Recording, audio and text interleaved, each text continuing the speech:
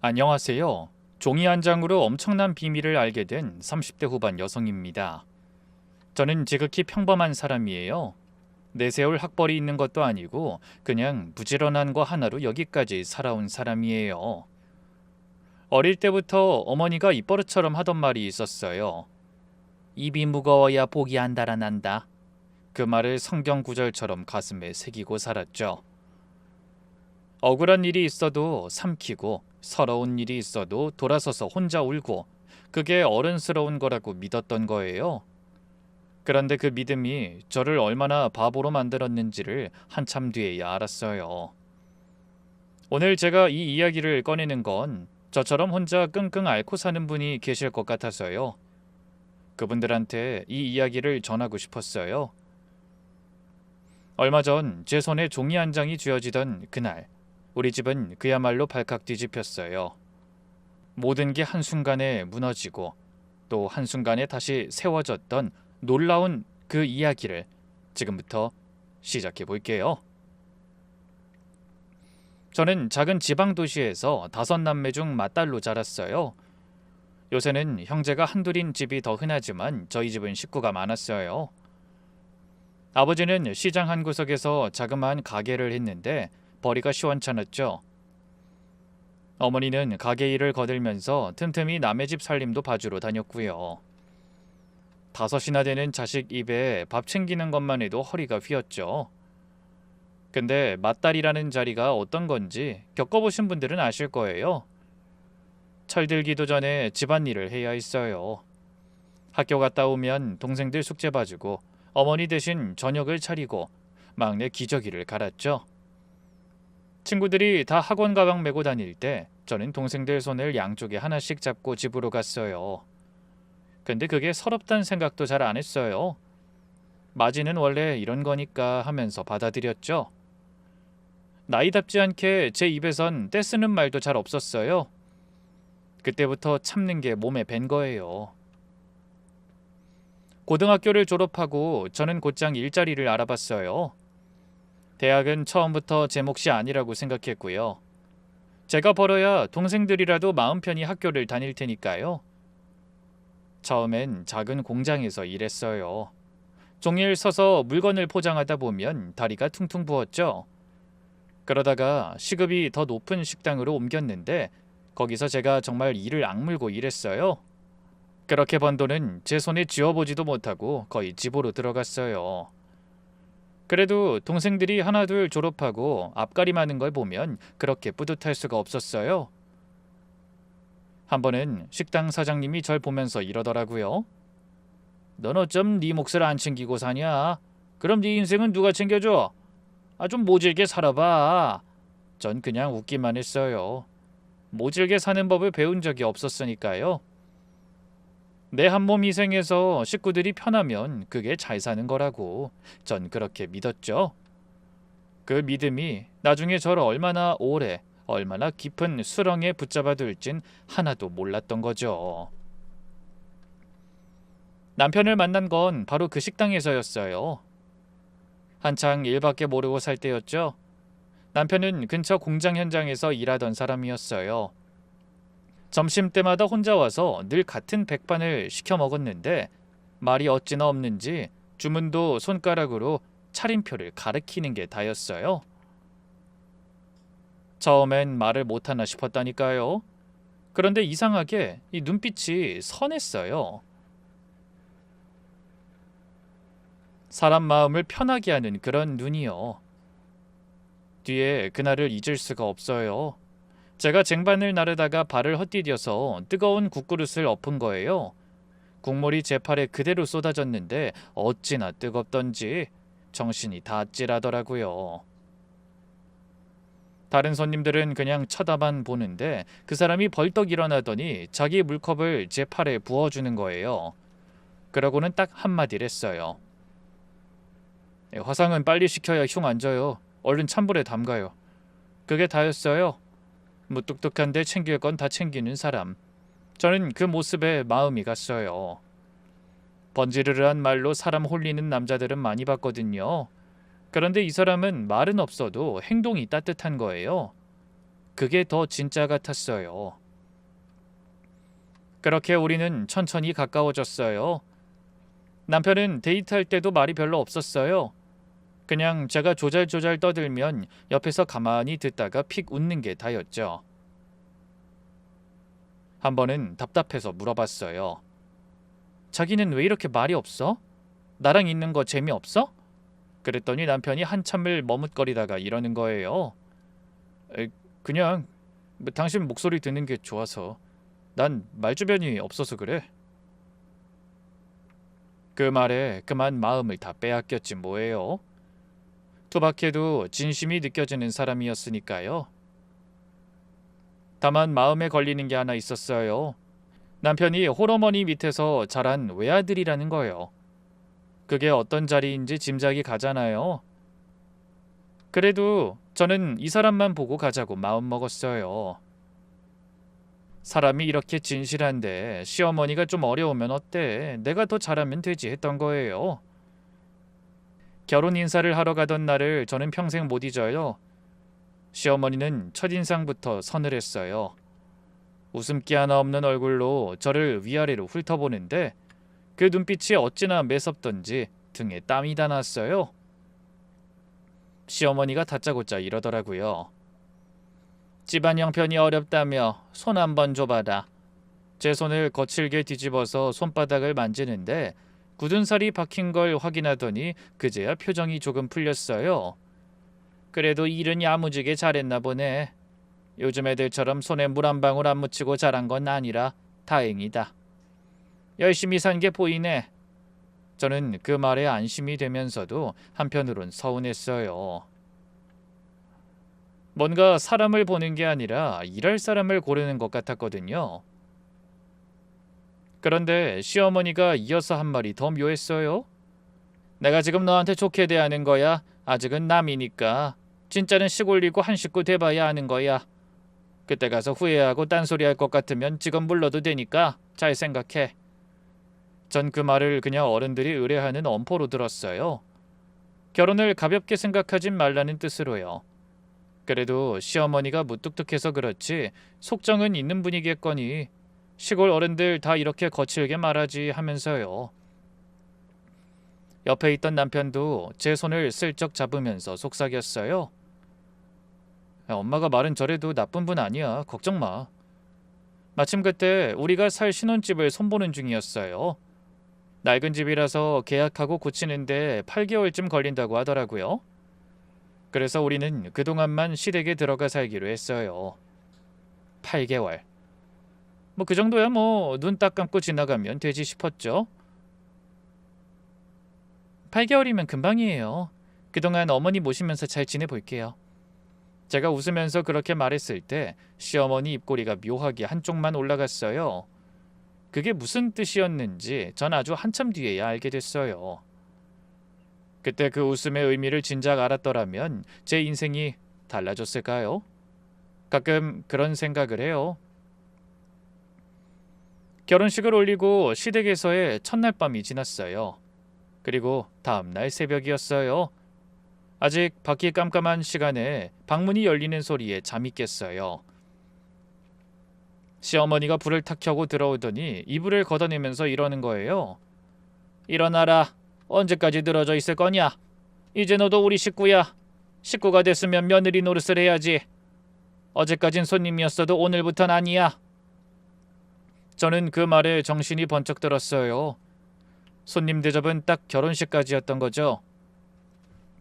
그날부터 시어머니는 제가 알던 사람이 아니었어요. 마치 다른 사람으로 바뀐 것 같았어요. 새벽 4시면 어김없이 절 깨웠어요. 그 넓은 마당을 쓸고 장독대를 닦고 식구들 아침상을 차리고요. 무슨 제사는 그렇게 많은지 한 달에 2-3번은 기본이었어요. 명절 전날이면 새벽부터 밤까지 부엌에 붙어서 전을 부쳤죠. 허리가 끊어질 것 같고 손목이 시큰거려도 쉴 수가 없었어요. 시어머니가 옆에서 지켜보다가 꼭 한마디씩 했거든요. 전 모양이 그게 뭐냐? 이건 다 탄 거야. 이런 것도 안 가르치고 시집을 보냈어? 친정 이야기만 나오면 전 명치가 콱 막히는 것 같았어요. 우리 부모님이 얼마나 고생해서 절 키웠는데 그걸 함부로 깎아내리니까요. 그래도 저는 입을 꾹 다물었어요. 속으로만 이렇게 되뇌면서요. 딱 8개월만 버티자. 곱게 있다가 나가자. 괜히 며느리가 못됐다는 소리 듣고 나가면 두고두고 친정 욕 보이는 거니까. 남편은 그 옆에서 뭘 했냐고요? 아무것도 못했어요. 어머니가 저를 몰아세우면 슬그머니 자리를 피하는 게 다였죠. 그게 어찌나 야속하던지요. 밤에 단둘이 되면 그제야 제 손을 잡고 미안하다고 했어요. 미안해. 그 엄마가 좀 그래. 옛날에 혼자 나 키우면서 고생을 많이 해서 성격이 모질어졌어. 조금만 참아줘. 집 다 고쳐지면 우리끼리 나가서 알콩달콩 살자. 응? 저는 그 말만 믿고 또 하루를 견뎠어요. 그 사람 말이 거짓말은 아니었으니까요. 그러던 어느 날이었어요. 옛날 식당에서 같이 일하던 동료한테 연락이 왔어요. 외국으로 일하러 떠나게 됐다면서요. 그런데 동료가 전화기 너머로 미안한 목소리로 이러는 거예요. 있잖아. 나 사실 너 결혼할 때 축의금도 제대로 못 챙겨줬잖아. 그때 내가 형편이 너무 안 좋아서. 그게 두고두고 마음에 걸리더라고. 나 멀리 가기 전에 그거 꼭 전해주고 싶어서 잠깐이면 되니까 얼굴 좀 보자. 저는 안 그래도 된다고, 마음만으로 충분하다고 몇 번을 사양했어요. 그런데 그 친구가 워낙 고지고대로인 사람이라 이거 안 주면 평생 마음에 걸려서 못 산다고 우기더라고요. 그래서 저는 잠깐 대문 밖에 나가서 만나기로 했어요. 정말 봉투 하나 받고 잘 가라는 인사나 나눌 생각이었죠. 대문 앞에서 만난 그 친구는 봉투를 제 손에 꼭 쥐어줬어요. 늦어서 미안해. 진작 줬어야 했는데 너 결혼하고 잘 사는 거 보니까 나도 마음이 놓인다. 옛날에 같이 새벽부터 밤까지 고생하던 사이라 저도 그 친구가 멀리 떠난다니까 코끝이 다 시큰했어요. 한동안 못 볼 사람이잖아요. 그래서 헤어지면서 잘 가라고, 건강하라는 의미로 가볍게 한번 안았어요. 정말 그게 다였어요. 오래된 동료끼리 나누는 작별 인사요. 그런데 하필 그 장면을 시어머니가 본 거예요. 장을 보고 돌아오던 길에 골목어귀에 서서 저랑 그 친구가 안았다 떨어지는 그 짧은 순간을 똑똑히 보고만 거죠. 그 친구가 떠나고 제가 봉투를 들고 집에 들어서는데 시어머니가 팔짱을 끼고 절 노려보고 있었어요. 그 눈빛이 어찌나 서늘하던지 저는 등골이 다 오싹했어요. 방금 그 남자 누구냐? 어디서 굴러먹던 놈이길래 시집 온 여자를 끌어안아? 저는 너무 당황해서 말부터 더듬었어요. 어머니, 그게 아니라 옛날에 같이 일하던 동료예요. 외국 나간다고 축의금을 못 줬던 게 마음에 걸린다고 그거 전해주러 온 거예요. 이거 보세요. 그냥 인사만 한 거예요. 저는 손에 든 봉투를 내밀면서 결백을 증명하려 했어요. 그런데 시어머니는 봉투는 거들떠보지도 않고 저를 더 매섭게 쏘아붙였어요. 인사? 인사를 누가 그렇게 부둥켜 안고 해? 내 두 눈으로 똑똑히 봤어. 결혼한 여자가 외간 남자랑 길바닥에서 끌어안는 게 그게 무슨 인사야? 그리고 그렇게 떳떳하면 진작 나한테 말을 했어야지. 누가 찾아온다고 한마디라도 했어? 왜 쉬쉬하고 몰래 나가서 만나? 그렇게 떳떳하면 왜 숨기냐고? 사실 괜한 오해를 살까봐 미리 말을 안 했던 거였어요. 잠깐 봉투만 받고 들어올 건데 굳이 말해서 일키울 필요 없다 싶었던 거죠. 그런데 그게 오히려 모든 걸 의심스럽게 만들어버린 거예요. 제가 아무리 그게 아니라고 설명해도 시어머니 귀엔 하나도 안 들어가는 것 같았어요. 이미 마음속에서 저를 부정한 여자로 결론을 내려버린 거죠. 그날 밤 안방에서 시어머니가 남편한테 하는 말이 얇은 벽을 타고 다 들렸어요. 저것이 보통 얘기가 아니야. 얼굴은 순한 척하는데 속을 알 수가 없어. 시집 온 지 며칠이나 됐다고 남자랑 부둥켜 앉질 않나? 옛날에 뭐라고 살았는지 누가 알아? 너도 정신 똑바로 차려라. 사람 겉만 보고 모르는 거다. 저는 이불을 뒤집어 쓰고 숨죽여 울었어요. 그런데 그게 끝이 아니었어요. 그날 이후로 시어머니가 변했어요. 저를 대놓고 닥달하는 건 견딜만 했어요. 정말 견디기 힘들었던 건 시어머니가 말없이 제 뒤를 캐기 시작한 거예요. 어느 날 집에 돌아와 보면 제 서랍이 정리해둔 것과 미묘하게 달라져 있었어요. 옷가지 사이에 끼워둔 옛날 편지며 사진들이 누가 들춰본 듯 순서가 바뀌어 있었고요. 처음엔 제 착각인가 했어요. 그런데 한두 번이 아니었어요. 한 번은 제가 일찍 들어왔는데 시어머니가 제 방에서 무언가를 황급히 내려놓고 나오는 걸 봤어요. 제 옛날 수첩이었어요. 거기엔 식당 다닐 때 동료들 연락처며 시시콜콜한 메모가 적혀 있었거든요. 시어머니는 아무 일도 없었다는 듯 시치미를 뗐지만 저는 알았어요. 제 과거를 샅샅이 뒤지고 있다는 걸요. 그리고 시어머니는 틈만 나면 제 과거를 캐물었어요. 너 식당 다닐 때 말이다. 거기 남자들 많이 드나들었겠지? 너한테 찝적대는 놈은 없었어? 솔직히 말해봐. 너 시집 오기 전에 만나던 남자 여럿 있었던 거 아니냐? 제가 아니라고, 그런 일 없다고 아무리 말해도 소용없었어요. 시어머니는 이미 제 과거 어딘가에 무슨 비밀이 숨어 있을 거라고 굳게 믿고 있었으니까요. 없는 걸 캐내려고 하니 저는 더 옴짝달싹 못하는 처지가 됐어요. 속을 알 수 없는 은큼한 며느리라는 딱지가 그날 그 포옹 한 번으로 제 등에 단단히 붙어버린 거예요. 그렇게 마음을 졸이며 살던 와중에 기쁜 소식이 찾아왔어요. 제가 아이를 가진 거예요. 입덧이 시작되고 몸이 무거워지니까 남편이 처음으로 어머니 앞에서 제 편을 들었어요. 엄마, 이 사람 무리하면 안 돼. 초기에 조심해야 한댔어. 집안일도 덜어줘야 할 것 같아. 시어머니도 손주 본다는 생각에 마지못해 고개를 끄덕였어요. 못마땅한 표정이긴 했지만요. 옛날엔 만사까지 반이라고도 애 잘만 낳았다. 그래, 몸 조심해야지. 손주는 귀한 거니까. 덕분에 저는 한동안 숨통이 트였어요. 새벽에 안 깨워도 됐고 무거운 것도 안 들었고요. 배를 쓰다듬으면서 저는 이 작은 생명한테 속으로 몇 번이고 말을 걸었어요. 네가 엄마를 살린다고요. 정말 아이가 제 구원인 것 같았어요. 그런데 그 평화가 너무 짧았어요.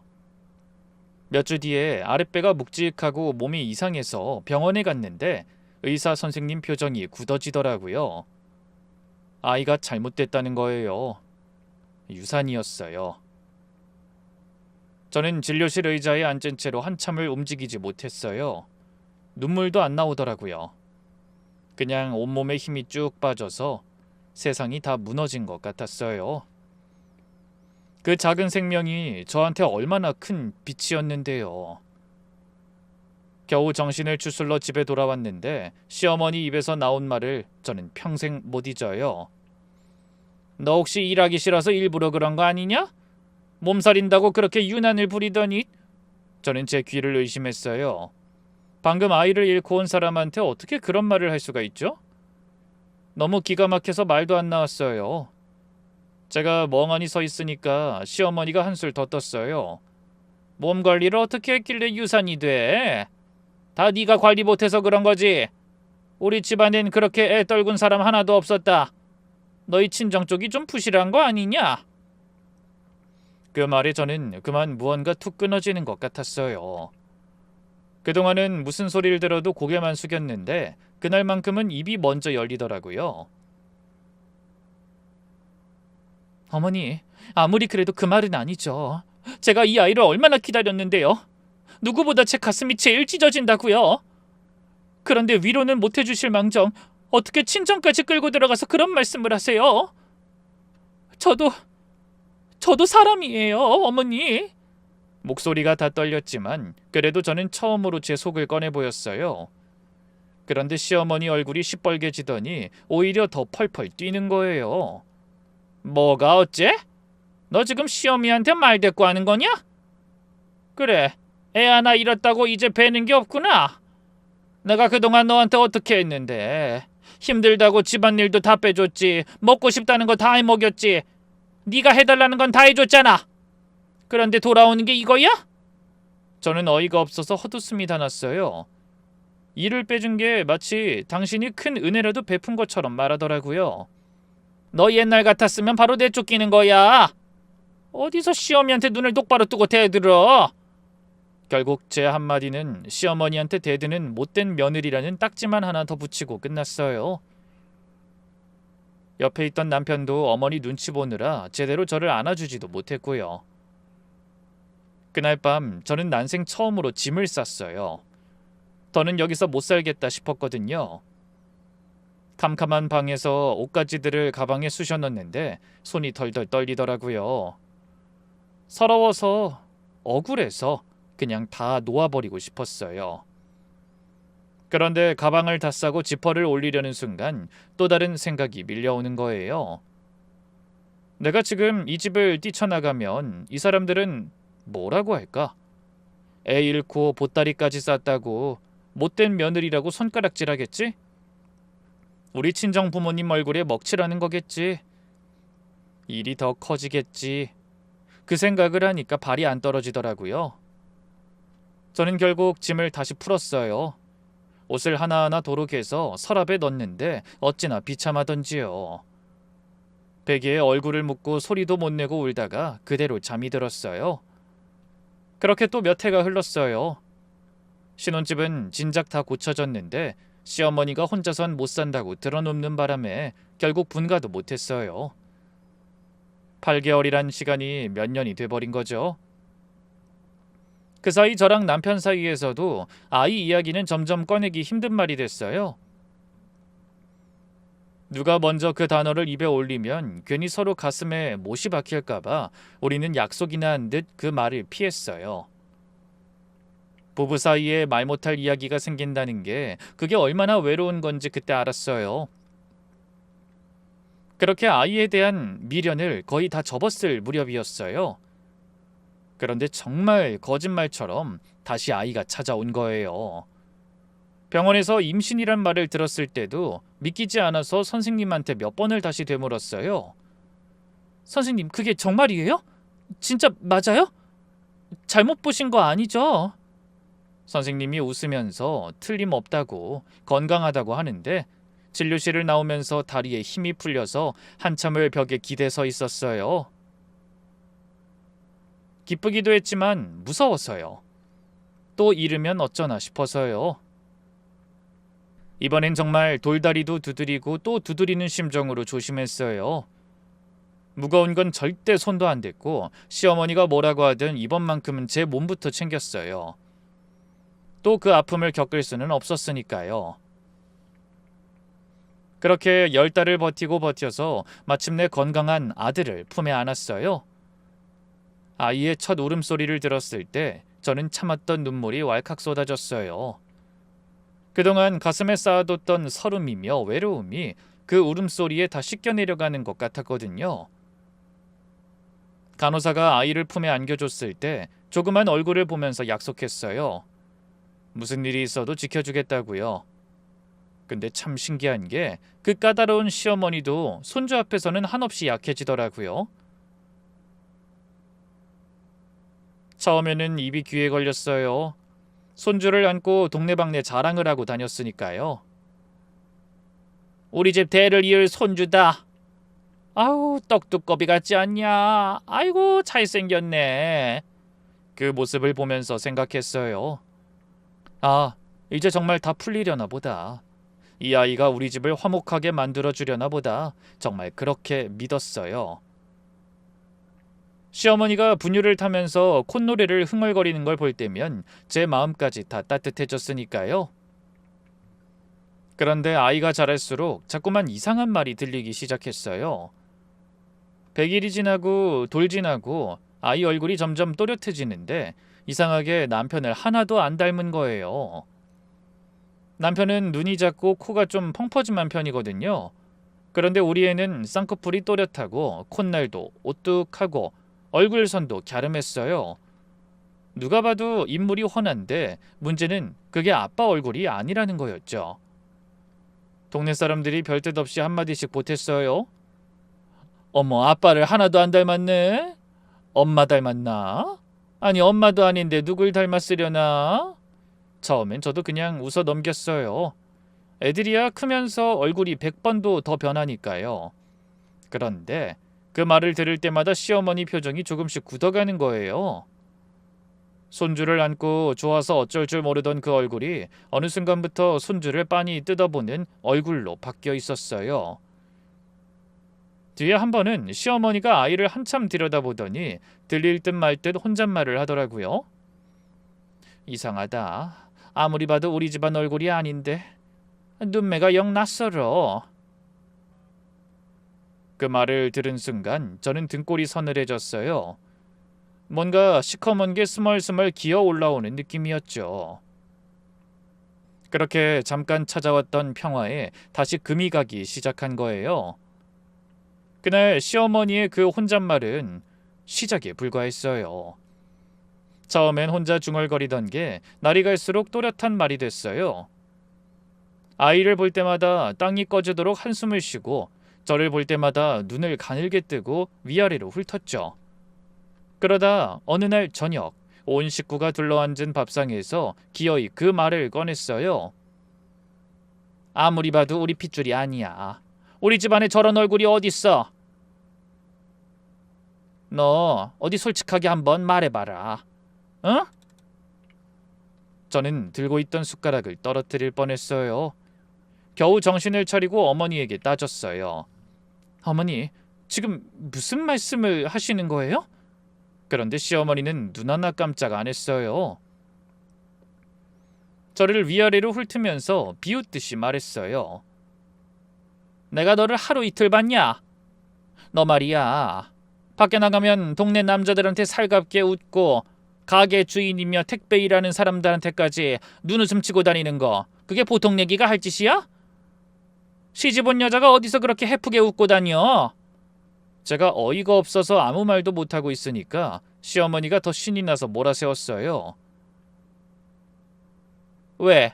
뭘 그렇게 발끈해? 처음부터 너 그 눈웃음이 마음에 안 들었어. 옛날에 남자 데려와서 끌어안던 것도 그렇고 그때부터 내가 널 믿었지 않게 봤어. 그 말을 듣는데 온몸이 부들부들 떨렸어요. 아이가 우리를 안 닮았다는 한 가지를 가지고 제가 살아온 모든 걸 부정한 여자의 행실로 둔갑시키는 거예요. 제가 사람들한테 웃어준 것까지 다 죄가 돼버린 거죠. 저는 너무 억울해서 목소리가 다 떨렸지만 악착같이 따졌어요. 어머니, 그 사람 그냥 옛날 직장 동료라니까요. 그리고 그게 이 아이랑 무슨 상관이에요? 그 사람 외국 나간 지가 몇 년인데요. 저 정말 하늘에 대고 맹세할 수 있어요. 떳떳해요. 그런데 제 말에 시어머니가 코웃음을 치는 거예요. 떳떳해? 근데 왜 애가 자기 부모를 하나도 안 닮았을까? 피는 못 속이는 거야. 저 쌍꺼풀 좀 봐라. 우리 집안에 저런 눈 가진 사람 하나도 없어. 우리 아들도 나도 다 홑꺼풀인데 쟤만 저렇잖아. 심지어 어디서 주워들었는지 유전이 어쩌고 하는 말까지 하더라고요. 따지고 보면 말도 안 되는 억지였는데 그땐 저도 너무 경황이 없어서 제대로 반박도 못했어요. 머릿속이 하얘지더라고요. 그런데 제일 무서웠던 건 억지 부리는 시어머니가 아니었어요. 남편이었어요. 처음엔 남편도 펄쩍 뛰면서 어머니를 말렸거든요. 엄마 그만해. 무슨 그런 말을 해. 누가 뭐래도 내 아들이야. 틀림없는 내 새끼라고. 그런데 시어머니가 밤낮으로 그 말을 하니까 남편이 조금씩 흔들리는 게 눈에 보였어요. 어느 날 밤이었어요. 잠이 안 와서 깼는데 남편이 잠든 아이 얼굴을 가만히 들여다보고 있더라고요. 그 표정이 어찌나 복잡하던지요. 제가 왜 안 자고 그러냐고 물었더니 남편이 한참 만에 입을 열었어요. 아니 그냥 보고 있었어. 근데 진짜 애가 나를 좀 많이 안 닮긴 했네. 안 그래? 그 말을 듣는 순간 전 가슴이 철렁 내려앉았어요. 세상에 단 하나뿐인 내 편이라고 믿고 있던 사람마저 저를 의심하기 시작한 거예요. 저는 떨리는 목소리로 되물었어요. 당신 지금 나 의심해? 당신까지 날 그렇게 보는 거야? 남편은 아무 말도 못하고 고개를 돌렸어요. 저한테는 그 침묵이 어떤 말보다 더 아팠어요. 정말 하늘이 두 쪽 나도 떳떳한데 저는 점점 죄인이 돼가고 있었어요. 그 억울함에 저는 밤마다 베개를 적셨어요. 잠을 자도 잔 것 같지가 않았죠. 온 세상이 저한테 손가락질하는 것 같았으니까요. 집안에서만 맴돌던 그 의심은 결국 담을 넘어 밖으로 새어나가기 시작했어요. 시어머니가 동네를 돌아다니면서 그 이야기를 흘리고 다닌 거예요. 그것도 아주 그럴듯하게 살을 붙여서요. 한 번은 제가 마당에서 빨래를 널다가 담 너머로 그 소리를 다 들었어요. 아이고 글쎄 우리 며느리가 시집 온 지 얼마 안 됐을 때 웬 사내가 집까지 찾아왔었다니까? 그때부터 내가 좀 이상하다 했어. 근데 글쎄 우리 손주가 우리 아들을 하나도 안 닮았지 뭐야. 이게 정말 우리 아들 핏줄이 맞는지 내 원참 기가 막혀서. 저는 빨래를 든 채로 그 자리에 얼어붙었어요. 빨랫줄을 붙잡고 겨우 서 있었어요. 이 말이 동네에 쫙 퍼지는 데는 며칠도 안 걸렸어요. 제가 가게에 가면 사람들이 하던 이야기를 뚝 끊고 저를 흘끔거렸어요. 미용실 앞을 지나가면 안에서 수군대는 소리가 다 들렸고요. 장을 보러 가면 등 뒤로 따가운 시선이 콕콕 박혔어요. 6살 난 우리 아이 손을 잡고 길을 걸으면 사람들이 아이 얼굴을 빤히 보면서 저들끼리 눈짓을 주고받았죠. 제가 그 집 손주래. 아빠를 하나도 안 닮았다며? 어쩐지 인물이 너무 훤하더라.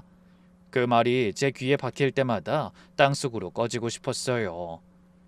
제 자존심이 갈갈이 찢기는 것 같았죠. 더 견딜 수 없었던 건 아무것도 모르는 우리 아이가 그 가운데 있다는 거였어요. 아이가 무슨 죄예요? 그저 예쁘게 태어난 죄밖에 없는데요. 아이가 천진하게 물을 때마다 저는 더 가슴이 찢어지는 것 같았어요. 엄마, 저 아줌마들 왜 자꾸 나 쳐다봐? 그날 밤 전 도저히 안 되겠어서 남편을 붙잡고 따졌어요. 당신, 어머니가 동네방네 무슨 소문 내고 다니는지 알아? 내가 바람 피워서 딴 남자애를 낳았다고 하고 다녀. 사람들이 다 그렇게 한다고. 당신 이걸 알고도 가만히 있을 거야? 그런데 남편은 또 어물쩍거렸어요.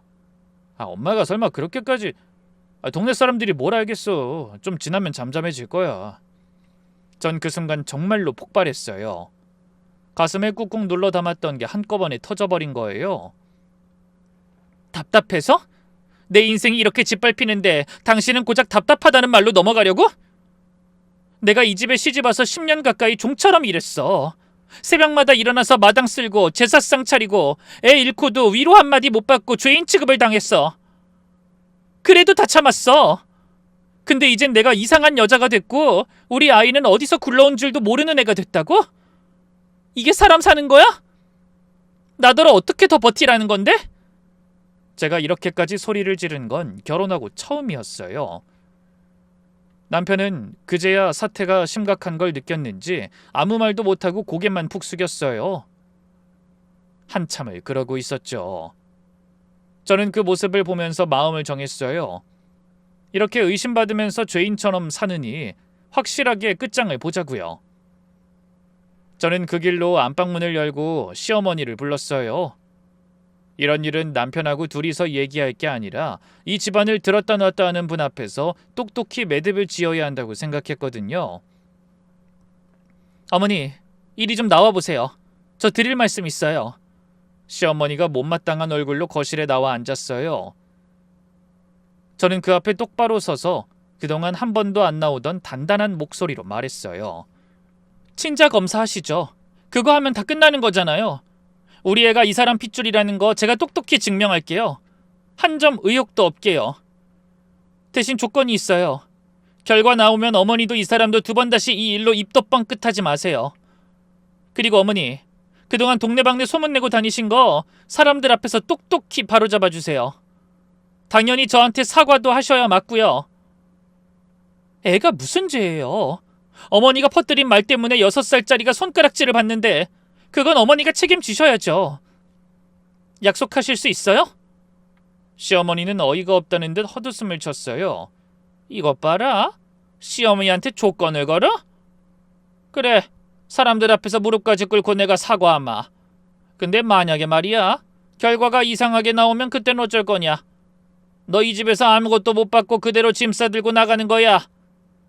그렇게 자신 있으면 너도 약속해. 저는 한치도 물러서지 않고 그 눈을 똑바로 마주봤어요. 네, 그렇게 하죠. 대신 어머니도 무릎 꿇고 사과하신다는 약속 그거 잊지 마세요.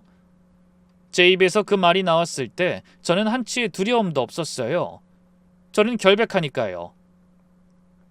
검사 한 번이면 그동안의 모든 억울함이 다 풀릴 거라고 믿었어요. 그만큼 확신에 차 있었어요. 얼마 뒤 검사를 하기로 한 날이 밝았어요. 저는 그 며칠 동안 잠을 거의 못 잤어요. 그게 결과가 두려워서가 아니었어요. 저는 제 결백을 한순간도 의심한 적이 없었으니까요. 그저 이 지긋지긋한 의심의 굴레가 드디어 끝난다는 생각에 가슴이 두근거려서 잠이 안 왔던 거예요. 결과지 한 장이면 그동안 쌓인 억울함이 다 씻겨 내려갈 테니까요. 그런데 검사를 받으러 가던 날 아침, 예상치 못한 일이 벌어졌어요. 시어머니가 외투를 챙겨 입고 따라 나서는 거예요. 저는 의아해서 물었어요. 어머니 어디 가시게요? 어디 가긴 나도 같이 가야지. 너희끼리 가서 무슨 수작을 부릴 줄 알고? 요즘은 뭐 돈만 주면 결과도 다 바꾼다더라. 내 두 눈으로 똑똑히 봐야지. 저는 기가 막혔지만 차라리 잘 됐다 싶었어요. 어머니가 직접 봐야 나중에 딴소리를 못할 테니까요. 그렇게 시어머니랑 남편, 저까지 셋이서 아이를 데리고 병원으로 향했어요. 가는 내내 차 안에는 무거운 침묵만 흘렀어요. 누구 하나 입을 떼지 못했죠. 병원에 도착해서 검체를 채취하는데 시어머니가 또 한바탕 난리를 쳤어요. 이왕 하는 거 확실하게 하자. 나도 검사에 넣어라. 내 머리카락도 뽑아서 넣어. 할미랑도 비교해보면 더 확실할 거 아니냐. 우리 핏줄인지 아닌지. 간호사가 곤란한 표정을 지으면서 친자 확인은 아버지랑 아이만 하면 된다고 설명했어요. 그런데 시어머니가 막무가내였어요. 아이 글쎄 나도 넣으라니까. 돈은 더 낼 테니까 내 것도 같이 해서 확실하게 하라니까. 결국 간호사가 못 이기는 척 시어머니 검체까지 받았어요. 사실 그게 그냥 시어머니 고집이었는데 그 고집이 나중에 어떤 엄청난 일을 불러올지는 그 자리에 있던 누구도 몰랐어요. 검체를 다 채취하고 나오면서 시어머니가 저를 향해 비웃듯이 한마디 던졌어요. 각오 단단히 해라. 내가 사람 하나는 기가 막히게 보거든. 넌 처음부터 뭔가 구렸어. 저는 아무 대꾸도 하지 않았어요. 그저 속으로 이 생각만 했죠. 며칠만 기다리세요, 어머니. 그 결과지 보고 나면 무릎 꿇고 사과하실 사람은 제가 아니라 어머니니까요. 결과는 며칠 뒤에 나온다고 했어요. 근데 그 며칠이 어찌나 길던지요. 저는 하루에도 몇 번씩 달력을 들여다봤어요. 어서 그날이 와서 모든 게 끝나기만을 바랬거든요. 드디어 결과가 나오는 날이었어요. 우리 셋은 다시 병원을 찾았어요. 진료실 앞 의자에 앉아서 기다리는데 제 심장이 어찌나 쿵쾅거리던지 옆 사람한테 들릴 것 같았어요. 그래도 마음속으로 단단히 준비하고 있었어요.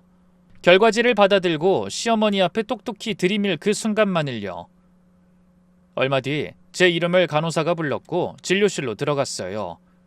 의사 선생님은 안경을 쓴 점잖은 분이었는데 무슨 큰 병원에서 오래 일하다 오셨다고 했어요. 그런데 그 선생님이 우리가 들어가서 자리에 앉았는데도 한참을 말없이 서류만 들여다보고 있는 거예요. 안경을 벗었다 썼다 하면서 같은 종이를 몇 번이고 다시 보더라고요.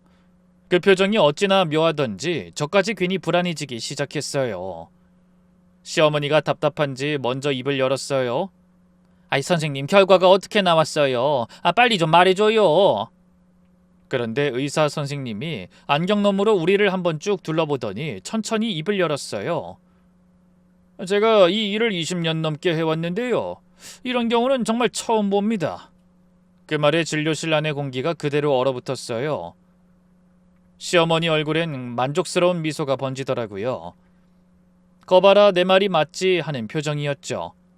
저는 그 순간 심장이 내려앉았어요. 처음이라니 그게 무슨 말이지? 설마 내가 모르는 무슨 일이 있었나? 별의별 생각이 다 들었어요. 그런데 의사 선생님이 이어서 한 말은 모두의 예상을 완전히 뒤집어 놨어요. 먼저 그 아버님과 아이의 친자 관계부터 말씀드릴게요. 결과는 100% 친자가 맞습니다. 의심의 여지가 전혀 없어요. 이 아이는 틀림없이 아버님의 친자식입니다. 저는 그 말을 듣는 순간 의자에 주저앉을 뻔했어요. 눈물이 핑 돌더라고요. 그럼 그렇지. 내가 결백한 게 증명된 거잖아요. 10년 묵은 채증이 쑥 내려가는 것 같았어요. 그런데 좀 이상했어요. 분명히 제 결백이 증명됐는데 의사 선생님 표정은 여전히 심각했거든요. 아니, 오히려 더 굳어 있었어요. 시어머니는 그 말을 듣고 얼굴이 새빨개져서는 버럭 소리를 질렀어요. 그럴 리가 없어요. 다시 검사해봐요. 뭐가 잘못된 거야? 우리 손주가 우리 아들을 그렇게 안 닮았는데 어떻게 친자가 맞아? 얘가 딴 놈 애를 낳은 것 같다니까요. 그러자 의사 선생님이 안경을 고쳤으면서 아주 조심스럽게 입을 열었어요. 어머님께서 본인 검체도 함께 검사해달라고 하셨죠? 그래서 같이 분석을 했는데 거기서 이상한 점이 나왔습니다. 그게 제가 아까 말씀드린 처음 본다고 말씀드린 부분이에요. 진료실 안이 쥐죽은 듯 조용해졌어요.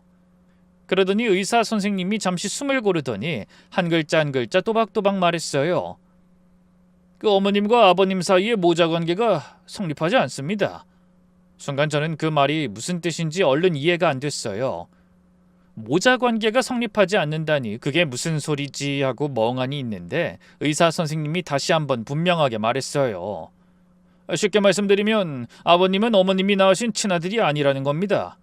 두 분 사이에는 유전적으로 아무런 혈연 관계가 없습니다. 그 말이 떨어진 순간 진료실 안은 그야말로 발칵 뒤집혔어요. 남편이 자리에서 벌떡 일어나더니 이마를 짚더라고요. 얼굴이 백직장처럼 하얗게 질려서요. 그게 무슨 말이에요? 제가 엄마 아들이 아니라니. 말도 안 돼요. 뭔가 잘못된 거예요. 시어머니는 아예 말을 잃었어요. 그렇게 펄펄 뛰던 양반이 입을 딱 벌린 채 그 자리에서 굳어버렸어요. 손이 덜덜 떨리는 게 제 눈에도 보였어요. 그동안 큰 소리치던 그 기세는 온데간데 없이 사라지고 마치 무슨 큰 죄라도 들킨 사람처럼 얼굴이 사색이 돼 있었죠. 저도 그 광경을 보면서 머릿속이 하얘졌어요. 내 결백을 증명하러 온 자리에서 전혀 생각지도 못한 어마어마한 비밀이 튀어나온 거예요. 진짜 문제는 우리 남편이 시어머니를 안 닮았다는 거였어요. 아니, 닮을 수가 없었던 거예요. 애초에 피 한 방울 안 섞였으니까요. 집으로 돌아오는 길은 갈 때보다 100배는 더 무거웠어요. 남편은 운전대 잡은 손을 부들부들 떨었고 시어머니는 뒷자리에서 창밖만 보면서 한마디도 하지 않았어요. 평소 같으면 벌써 100마디는 했을 뿐이요. 그 침묵이 모든 걸 다 말해주고 있었어요. 집에 도착하자마자 바로 남편이 물 한 잔을 마시더니 시어머니를 붙들고 따져 물었어요. 그동안 한 번도 어머니한테 큰 소리 한 번 못 내던 사람이 그날은 달랐어요. 엄마, 사실대로 말해. 어떻게 된 거야? 나 엄마 아들 아니야? 그럼 난 누구야? 누구냐고! 시어머니는 한참을 입을 다물고 있었어요. 그러다 결국 무너지듯 방바닥에 주저앉으면서 입을 열었어요. 그 목소리가 어찌나 떨리던지요. 나도 몰랐다. 나도 정말 몰랐어. 그러고는 오래된 이야기를 털어놓기 시작했어요. 네가 태어나던 그날 말이다. 내가 저 아랫동네 작은 병원에서 널 낳았어. 그날따라 무슨 산모가 그렇게 한꺼번에 몰렸는지 병원이 발칵 뒤집힐 만큼 정신이 없었다. 간호사가 이방저방 뛰어다니고 애 울음소린 여기저기서 터지고 나도 진이 다 빠져서 그냥 정신없이 며칠을 보냈지. 시어머니는 잠시 숨을 골랐어요. 눈가가 벌써 젖어 있었어요. 그렇게 널 안고 집에 왔는데 이상하게 키우면서도 마음 한구석이 자꾸 허전하고 낯설었어. 분명 내 배 아파 낳은 자식인데 어느 순간 가만히 들여다보고 있으면 생판 모르는 애를 보는 것 같은 거야. 생긴 것도 우리 집안 사람들하고는 어딘가 다르고 웃는 것도 우는 것도 영 내 핏줄 같지가 않더라고. 저는 그 말을 숨도 못 쉬고 듣고 있었어요. 시어머니는 마른 침을 삼킨 뒤 말을 이었어요. 근데 어떻게 그런 생각을 입 밖에 내겠냐? 내 자식이 아닌 것 같단 소리를. 그게 어디 어미가 하겠어. 그런 생각을 한다는 것 자체가 죄스럽고 무서워서 난 그걸 평생 가슴에 꾹꾹 눌러 담고 살았다. 아무한테도 말 못하고 나 혼자 평생을 그렇게 살았어. 저는 그 말을 듣는 순간 가슴이 서늘해졌어요. 그제야 모든 게 이해가 됐거든요. 어머니가 왜 그렇게 우리 아이를 보면서 핏줄 타령을 했는지, 왜 그렇게 우리 집안 얼굴이 아니다라는 말에 집착했는지요. 시어머니는 평생을 가슴 한구석에 이 아이가 정말 내 자식이 맞나 하는 불안을 안고 살았던 거예요. 그런데 그 불안을 차마 인정할 수가 없으니까 그걸 엉뚱한 데다 쏟아낸 거죠. 저랑 우리 아이한테요. 우리 애가 남편을 안 닮은 걸 보면서 자기도 모르게 평생 억눌러온 그 불안이 확 터져 나온 거예요. 불안을 저한테 뒤집어 씌운 거죠. 그 사실을 알고 나니 한편으론 기가 막히면서도 또 한편으론 좀 묘한 기분이 들었어요. 그렇다고 그동안 제가 당한 일들이 없던 일이 되는 건 아니었으니까요. 자기 마음속 불안 때문에 애먼 사람 인생을 짓밟은 거잖아요. 저는 그날 밤 직접 알아보기로 마음먹었어요. 이대로 덮을 순 없었거든요. 남편이 진짜 누구인지, 그리고 우리 아이가 대체 누굴 닮은 건지 그 진실을 끝까지 파헤치고 싶었어요. 남편도 넋이 나가서 아무것도 못하고 있었으니까 결국 그 일을 떠맡는 건 저였어요. 근데 막상 알아보려고 하니까 저 혼자 힘으로 될 일이 아니더라고요. 그 병원이 어디였는지 수소문부터 해봤는데 이미 오래전에 문을 닫았더라고요. 건물도 헐려서 그 자리에 다른 게 들어서 있었고요. 옛날 기록이 어디로 갔는지, 그때 일하던 사람들이 다 어디로 흩어졌는지 저 같은 사람이 알아낼 방법이 없었어요. 며칠을 발만 동동 굴렀죠. 그러다 큰맘 먹고 사람 찾아주는 곳에 일을 맡기기로 했어요. 사실 그런 데를 찾아간다는 게 영 내키지 않았어요. 어쩐지 떳떳하지 못한 일을 하는 것 같고 돈도 적잖이 들 텐데 괜한 짓 하는 건 아닌가 싶었거든요. 그래도 진실을 알려면 그 수밖에 없었어요. 그동안 살림하면서 한 푼 두 푼 몰래 모아둔 돈을 다 털었어요. 처음 흥신소 실장을 만났을 때 저는 떨리는 목소리로 사정을 다 털어놨어요. 그 사람이 가만히 듣더니 이러더라고요. 아이 사모님, 솔직히 말씀드리면 이게 워낙 오래된 일이라 쉽지가 않습니다. 병원이 없어졌으면 기록도 없을 가능성이 크고요. 그 시절엔 출생 관련해서 기록을 제대로 안 남긴 경우도 많아서 시간도 꽤 걸리고 헛수고로 끝날 수도 있어요. 그래도 한번 해보시겠습니까? 저는 망설임 없이 고개를 끄덕였어요. 네, 끝까지 좀 알아봐 주세요. 제발 진실만 알게 해주세요. 그렇게 일을 맡기고 나서 저는 매일이 가시방석이었어요. 처음 얼마간은 단서가 될 만한 소식이 없었어요. 병원 기록까지는 결국 못 찾았다고 하더라고요. 저는 그 말에 다리에 힘이 쭉 빠졌어요. 여기서 끝인가 싶었죠. 그런데 포기하지 않고 다른 길을 뚫어보겠다고 하더라고요. 그 시절 그 병원에서 일했던 사람들을 한 명 한 명 수소문해보겠다고요. 그게 또 시간이 한참 걸렸어요. 옛날 동네 사람들이며 의료계 쪽을 발이 닳도록 뒤지고 다녔나 봐요. 헛걸음도 여러 번 했다고 했고요. 그러다 마침내 그 무렵 그 병원에서 일했다는 나이 지긋한 한 분을 어렵게 찾아냈다는 연락이 왔어요. 전 그분을 직접 만나러 갔어요.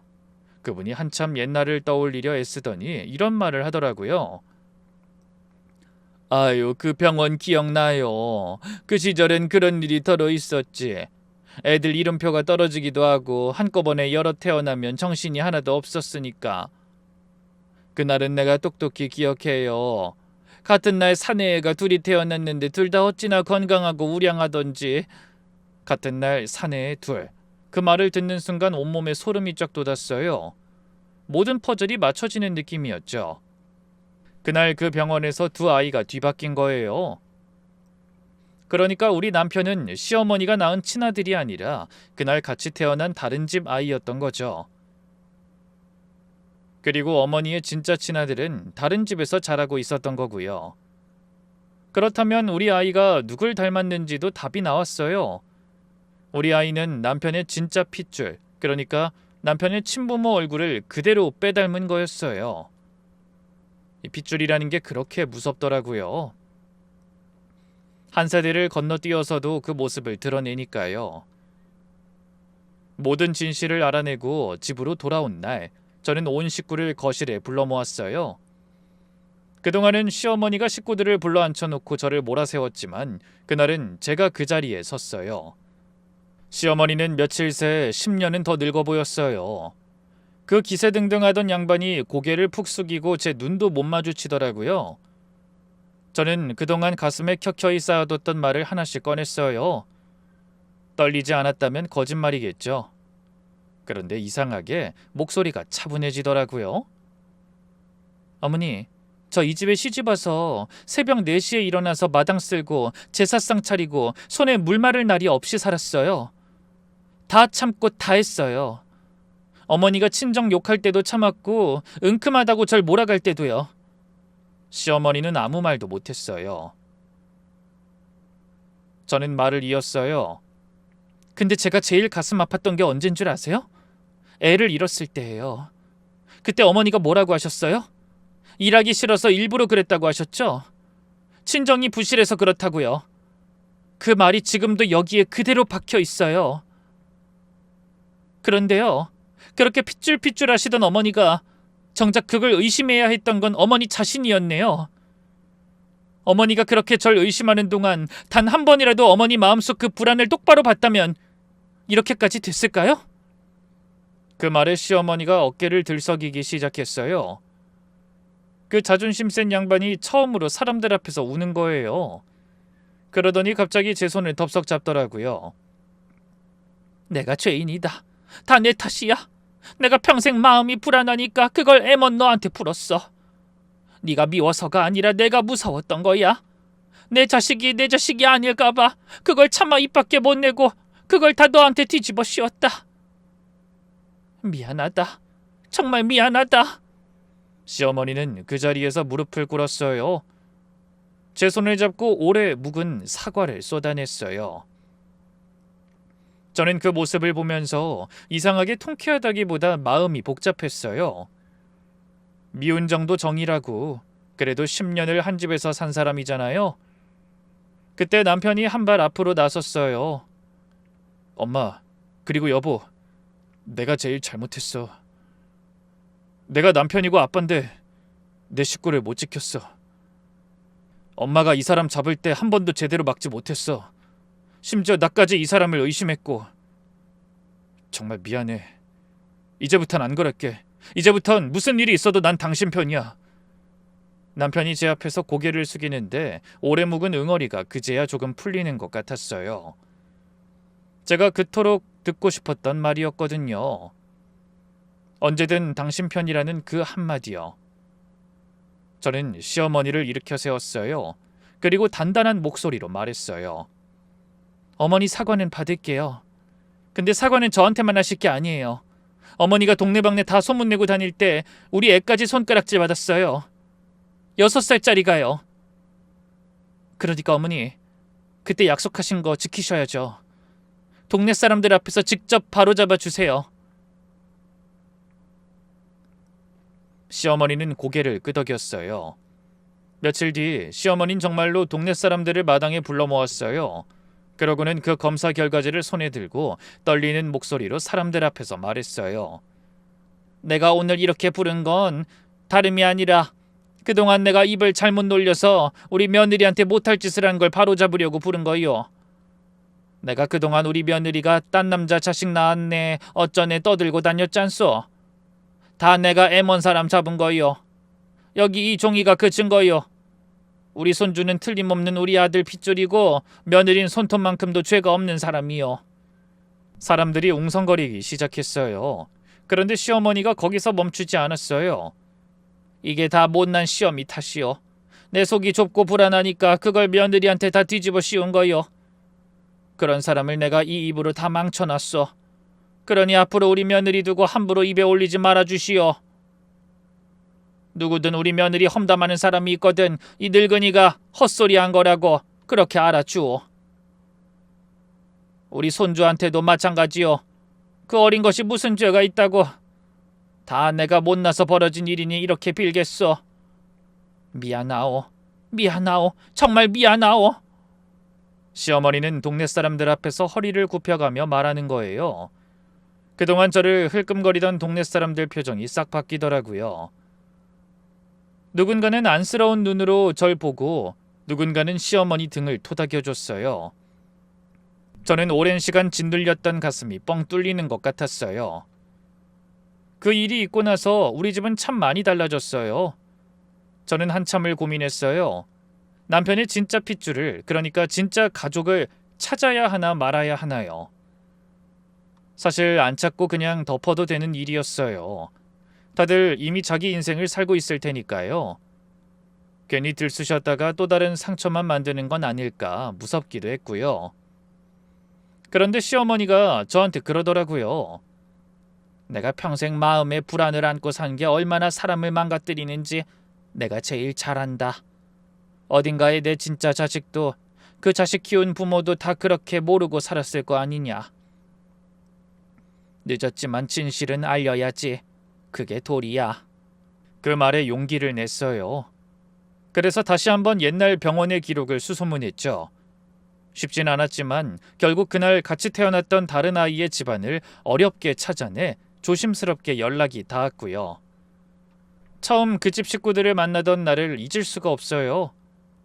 시어머니가 그 집 아들을, 그러니까 자기가 낳은 진짜 친아들을 처음 마주한 순간이요.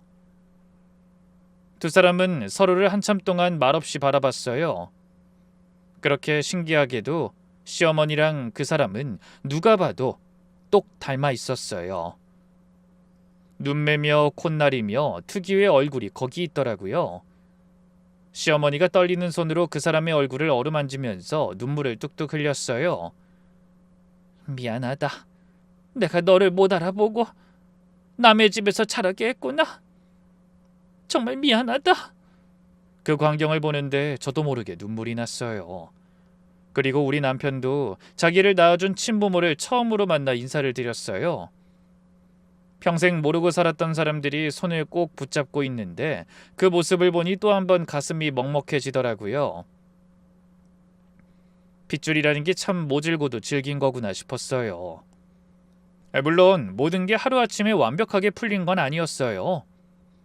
두 집안이 서로 적응하는 데도 시간이 걸렸고요. 그래도 우리는 서로를 미워하지 않기로 했어요.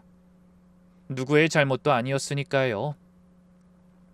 그저 병원에서 일어난 실수가 인생을 비틀어 놓았을 뿐이죠. 그리고 얽힌 매듭을 미움이 아니라 이해로 풀어가기로 한 거예요. 지나고 보니 알겠더라고요. 제가 그때 참고만 있었다면, 그 검사를 하자고 나서지 않았다면 이 진실은 영영 땅속에 묻혔을 거예요. 저는 평생 부정한 며느리로 살았을 거고 어머닌 평생 그 불안을 안고 살았을 거고 어딘가의 두 가족은 영영 진짜 핏줄을 모르고 살았겠죠. 참는 게 늘 미덕은 아니더라고요. 때로는 용기를 내서 진실을 마주해야 자유로워질 수 있는 거예요. 혹시 지금 억울한 일을 당하고도 그저 참기만 하고 계신 분이 있다면 이 말을 꼭 해드리고 싶어요. 참는 것도 좋지만 아닌 건 아니라고 말할 수 있는 용기를 가지시라고요. 제 이야기 끝까지 들어주셔서 고맙습니다.